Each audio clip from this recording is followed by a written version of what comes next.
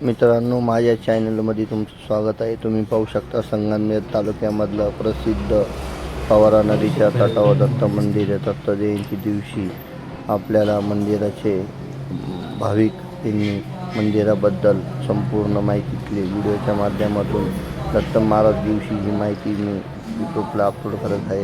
Video आवडला तर like, share, subscribe करा. नाथ संप्रदाय या पवारा नदीच्या तटावर मुक्कामस्थळी ही जागा आहे. एकदा अवश्य मंदिराला भेट द्या. फुलेवाडी गावामध्ये जुन्या पुणे नाशिक हायवेला लगत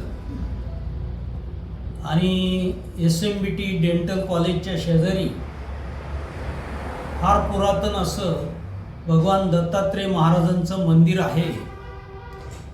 आणि याची आख्यायिका अशी आहे की फार हजारो वर्षापूर्वी ज्यावेळेस कुंभमेळा असतो, त्या कुंभमेळ्याच्या काळामध्ये या नाथपंथीयांची झुंडी संगमनेर मार्गे प्रस्थान करत असते. तर संगमनेर या ठिकाणी त्यांचा 3 दिवसांचा मुक्काम सुद्धा असतो.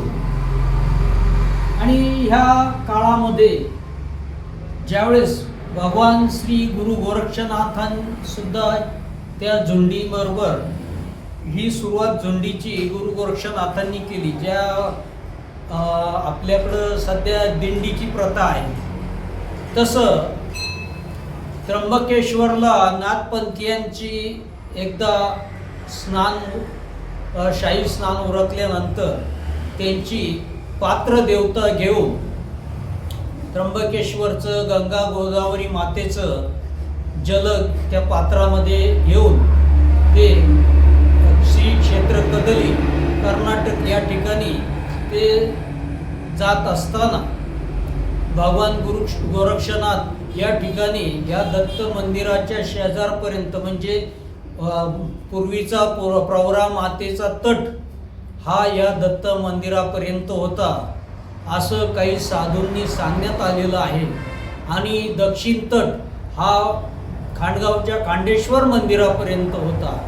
या प्रमाणामध्ये फार विस्तृत असं प्रवरामाईचं हे पात्र, आणि ह्या पात्राच्या कड्याला एक फार मोठा वटवृक्ष होता. आणि त्या वटवृक्षाखाली श्री भगवान गुरु गोरक्षनाथांनी या ठिकाणी आपली झुंडी, म्हणजे त्यांचे जे शिष्यगण असतील, सर्व नाथपंथीय साधू असतील, हे सर्व या ठिकाणी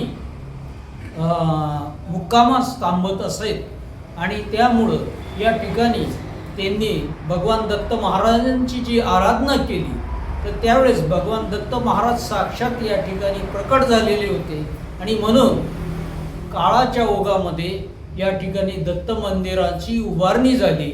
आणि दत्त महाराजांचं या ठिकाणी एवढं प्रचंड जाज्वल्य स्थान आहे आणि अतिशय जागृत असं स्थान असल्यामुळं या ठिकाणी अनेक भक्तांच्या मनोकामना ह्या पुऱ्या होत असतात. आणि या ठिकाणी गुरुचरित्र पारायण केल्यानंतर सुद्धा अनेक लोकांच्या इच्छा आकांक्षा फलद्रूप होतात. प्रदक्षिणा या औदुंबराला प्रदक्षिणा मारल्या तरी सुद्धा भक्तांच्या अनेक इच्छांचं फलद्रूप होतात. अशा पद्धतीने भगवान दत्तात्रय महाराजांचे आज जन्मोत्सव या ठिकाणी आहे. त्या निमित्ताने मी आमचे मित्र हिरामन आखाडे यांचा जो यूट्यूब चॅनल आहे, या यूट्यूब चॅनलला मी आपली ही मुलाखत सादर केली आहे. ओम भगवान दत्तात्रय महाराज देवतुभ्यो नमः. ओम नमः शिवाय. शिवाय नमः.